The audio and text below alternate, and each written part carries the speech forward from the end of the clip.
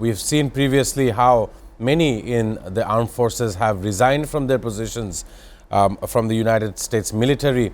And not only so, yesterday we have seen the Secretary of the Navy, John C. Fallon, also resigning. I want to get an understanding of the updates from Washington, D.C. Norman, how are you feeling today? Well, it's still early in the morning here, Washington, D.C., 4 a.m. And yes, we have another shake up the cabinet. The Secretary of the Navy has been relieved of his duties in light of conflict with the uh, Trump administration. And apparently, the conflict is geared around shipbuilding, and the philosophy is behind that. So there's been conflicts with personalities, and it comes at a very uh, not it comes at a very strange time right now as we have a naval blockade going on off the coast of Iran, the Strait area. Uh, the Secretary of the Navy has now been relieved. So again, we have more turmoil going on in the office regarding philosophies and the Trump administration. And once again, we have another replacement coming. And it appears that the people are not happy with the performance of this new secretary, of the former secretary, in regards to his action and beliefs regarding moving forward of the military, particularly this case, shipbuilding of the Navy. So with that, we also have reports this morning more of attacks in Lebanon, where a journalist was killed. Lebanese journalist was killed by uh, weapons during the ceasefire agreement with Israel. So we have that issue coming up again, more killings.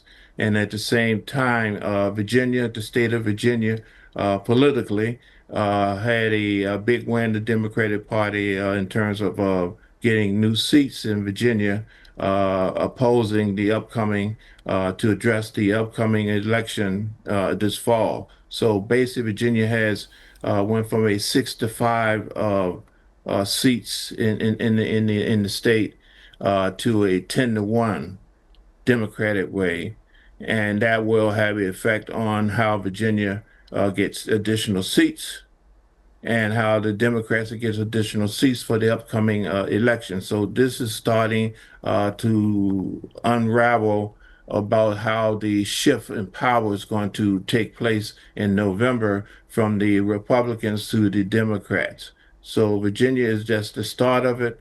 I anticipate other states will have a similar type of vote to make adjustments to the seats to give their parties more, the Democratic parties more advantage with the Republicans.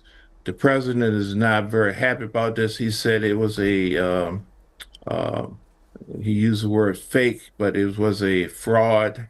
He wants the Supreme Court to look into it, and this is something that very upsetting for him right now in terms of how the shifting of political power is starting to take place. U.S. President Donald Trump was looking for an off-ramp to some point, and of course that included Pakistan in its mediation efforts to bring Iran as well as U.S. on the same table. However, this time around, Iran has stated that it shall not be joining in Islamabad. And of course, at this moment, at the helm of Pakistan, Donald Trump is leaving this ceasefire open without any time frame. Of course, there in the past, we've seen U.S. President Donald Trump, he has been the cornerstone for the No Kings protest, as well as deployment of ICE, immigration enforcement agencies from all 50 states. This is an important time for Americans to understand how their leader is reacting to the world, given that right now the Strait of Hormuz remains closed. Not only the U.S., but Iran is also attacking commercial ships. It has a huge implication. If or any days in the forward, if the Bab al-Mandab Strait is now questioned, it will wreak havoc for economies worldwide. I want to have a different style of question to Norman. Right here in Asia, we have the Strait of Malacca, which is important for domestic local shipping. Of course, Indonesia seems to put a price tag on this very strait following the actions of Iran. I want to ask Norman, this is spreading a new kind of precedent. What do you think? Well, it's spreading to the point that Somalia has stated that the strait, they're saying that they're going to limit uh, the movement from Israel and other countries like the United States and well, basically Israel. They want to limit the access who have access to the strait. So we are now seeing that other people are now watching. Other countries are now watching. They're listening, and they're looking at see ways they can have a strategic impact on what's going on in the world. So I anticipate a lot more of these type of opportunities. I call them opportunities to basically change the narrative in the terms of the interests of the country that's going to pop up. So we'll see a lot more situation where land, uh, access, economic empowerment, economic trade and commerce is going to be limited and challenged and used as a leverage stone to get what the countries need in terms of aid, funding, food, and more importantly, economic livelihood. So hold on, you're going to see a lot more of these situations pop up because right now no one appears to be in control. There's no direction. We are taking these stands as we have a ceasefire with no definite terms. We change options that goes on from 2 weeks, 1 weeks, whatever, limitations. We make threats. The country, the United States are making threats, but the threats are not followed through. They're move on, move on. So the appearance of word action is very questionable, and people are now going to start challenging that. And we're looking for a very rocky road coming up in terms of conflicts and actions because the appearance is that the superpowers are not that powerful and they do not follow through on threats. So right now, be prepared for additional skirmishes, conflicts, restrictions, and demands be put on by countries that has been quiet so far regarding, and particularly, let's focus on the area of the Middle East, the Red Sea.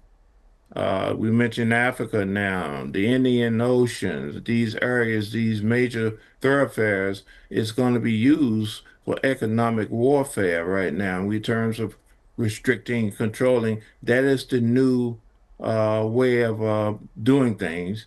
I call them the gray wars. We're basically going to control access to stuff in terms of missiles and drones. We're now using passageways, ships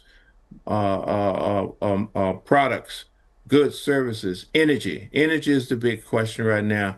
Do I have access to energy? Can I have access to energy? Can I control the access to energy? And who gets that energy? And on what terms do they get their energy? So that's what we're moving towards now. This is a whole new steps in terms of control, who has control, and it's going to change the dynamics of how we move and how we do things in the future. I want to ask Norman Floyd Barnes. You were hearing Barrister M. Sarwar in the studio. Normal Bengalis are being affected as cause of this war. And of course, John C. Fallon, who was the Secretary of the Navy, is now to leave, and previously many more in the top brass had left. I want to ask you how you felt also about Pete Hegseth, someone who was visibly seen quoting a different version of the Bible from the sitcom Pulp Fiction. I want to get how you felt about it. Americans definitely understand the top brass leaving the military in such due time. The reactions from common Americans, including yourself, how do you see this, Norman? Uh, I really don't understand the question, but my feelings, I really don't respond to my feelings because I'm just observing exactly how things are happening. But the Secretary has a job. He's directed by the president, and the president and its administration has a mission that they want to accomplish. Unfortunately, sometimes people don't see eye to eye exactly on exactly the mission. So what you're seeing right now is basically a reset. It's basically that the Trump administration has a mission they want to achieve. Unfortunately, people are not digesting it very well, and they're now basically responding by stepping down or being removed from the office. So this is typical. It goes on through every administration, changes, particularly midterm areas. There's a shift, but particularly in this situation, we have a global conflict, and we are now engaged in a multipolar response, and is affecting trade and commerce globally. So right now, you're going to see more changes, more shifts, more replacement because the mission is still uh, America first. That is still the mission. And how they do that is questionable, but the mission has not changed and altered. The only thing that's going to change is the people and the staff who's implement this thing going on. So I don't anticipate a change in policy. There may be some shifting and movement, but the policy is still the same. And the point is the president and his administration will find people to do it. Uh, they're not going to change their policy. I can tell you that right now. It's going to be very difficult. The only things that could change is basically the election that comes up to change the seats, who controls the power of the money and the budget of the United States. So that may have an effect, but it will still be movement by the Trump administration on fulfilling this mission, both on the domestic side and the international front. So during this administration, I do not see many changes going to happen in terms of what's going on. Yes, there may be a new Congress come in. They may have different controls, but there will be issues going on until the end of this administration, regards to how the United States position itself in dealing with other countries, dealing with trade, dealing with commerce.